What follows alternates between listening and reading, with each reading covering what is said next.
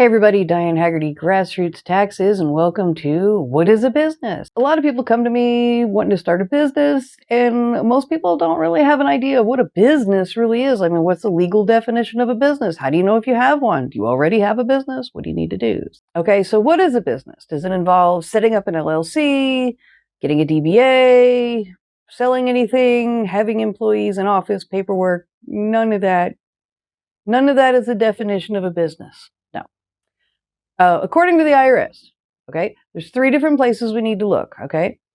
A business is an activity with an intent to make a profit. Got three words over here: activity, intent, and profit. Okay, so what are those? What's an activity? So an activity is performing a function, which means you're making salsa or building brick walls or doing taxes or something, right? You're doing something. You're performing a function or making resources available, trading with people, spending money. So that includes what? Buying things. If you have an intent to make a profit, right? We're going to get to those two, intent and profit. But if you have an intent to make a profit and you're spending money to buy things to start that business, technically, that's a business.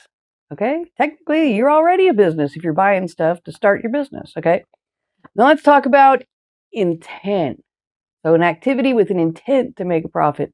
Well, what's intent? They can't read your mind. They don't know what you're thinking. What if you just bought all this stuff? How do they know if you just bought it? Or how do they know? They can't read your mind. So let's go back to those court shows. You ever watch court shows in the courtroom? And the difference of intent, like something is premeditated, is the difference between, 5 years in prison or life in prison, right? So intent makes a big deal under the law. So, in those courtroom dramas, it's like, well, they went out and they bought black trash bags and shovels and a wheelbarrow. Did they buy that before they committed the crime, or did they buy that after they committed the crime? Because if they bought it before they committed the crime, boy, that kind of shows intent.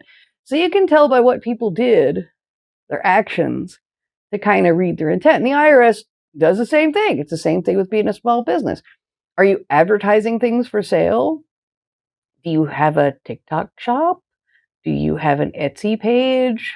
Are you selling things on Facebook Marketplace? Do you think the IRS isn't looking at that already before they come audit you? Yeah, if they're trying to ding you for self-employment tax, they've already seen your advertising on Facebook pages and stuff like that. And it's not just the IRS, it's the state. If they're wanting to collect sales tax from you and they think you have a business, because you only collect sales tax if you're a business, and you say, well, I'm not a business. I'm just, I'm not a business. Are you though? Are you? Because if you look like a business, you're a business. So what's the other thing they can do besides advertising is, did you form an LLC? Did you buy a DBA and register your name with the county? If you're acting like a business, they're pretty much going to think you're a business and want you to pay taxes like a business. So they can see intent. So an activity with an intent to make a profit. So what's profit? A lot of people don't even understand. Profit is not sales. Profit is what you have left over. It is the increase as a result of your effort. So you buy things, you put in effort, and then you make more money at the end than you started with, okay? So you start with some resources, you add labor, you add something, and then you sell it and you make more money, right?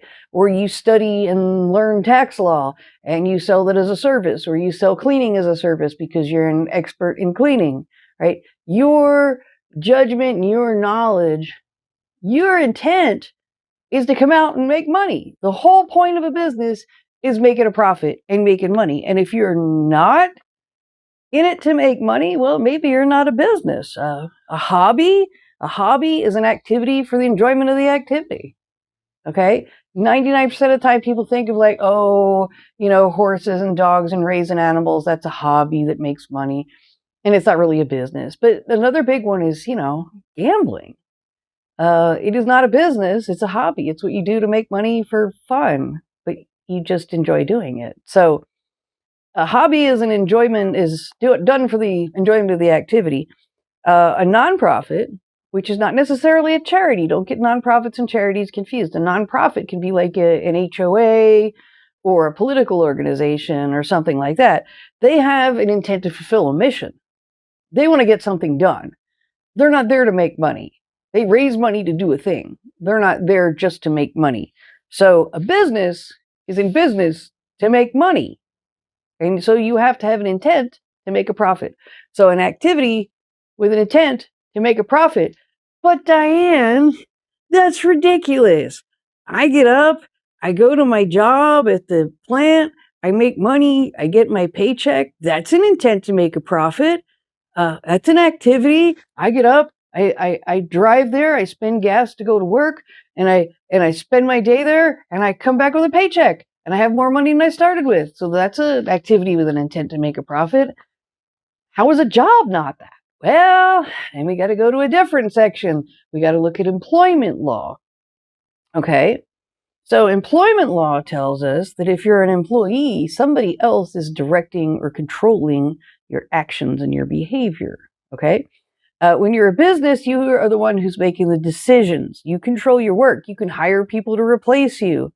Employees are told what to do. They are fulfilling the mission or pursuing the profit for the owner. They're not pursuing their own profit. They're pursuing a paycheck, right?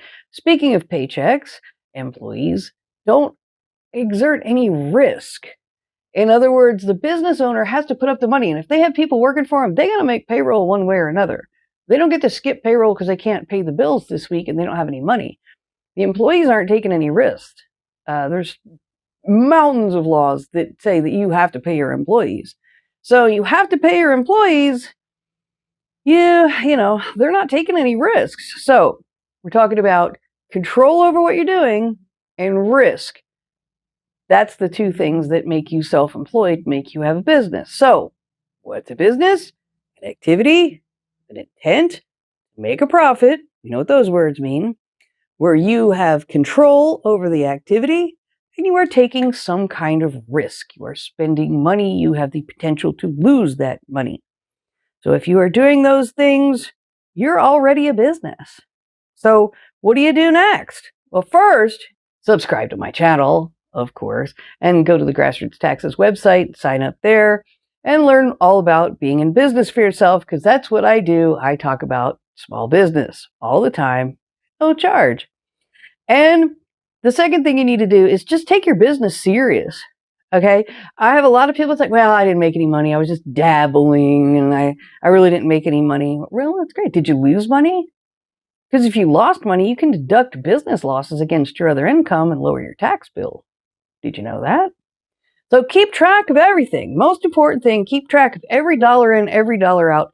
If you think you're a business, if you think you're a hobby, if you think you're a nonprofit, get with a tax professional, find out the difference, learn the difference, follow my channel, and I'll see you at tax time. And it's always tax time at Grassroots Taxes.